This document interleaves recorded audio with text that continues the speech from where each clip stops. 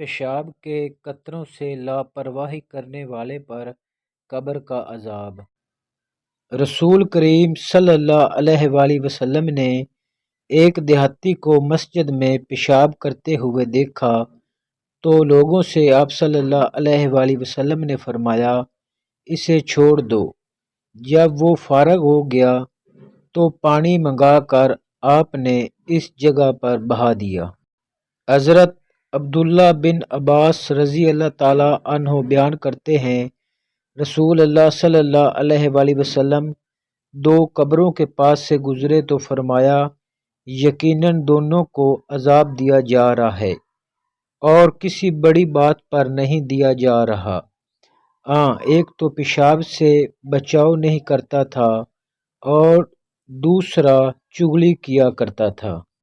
پھر آپ صلی اللہ علیہ وآلہ وسلم نے ایک تازہ کھجور کی شاخ سے اسے دو ٹکڑوں میں توڑ کر ہر ایک قبر پر ایک ٹکڑا لگا دیا۔ صحابہ رضی اللہ تعالیٰ عنہ نے عرض کیا، یا رسول اللہ صلی اللہ علیہ وآلہ وسلم، آپ نے یہ کیوں کیا؟ آپ صلی اللہ علیہ وآلہ وسلم نے فرمایا، شاید ان کے عذاب میں اس وقت تک کمی ہو جب تک یہ ٹہنیاں خشک نہ ہو جائیں۔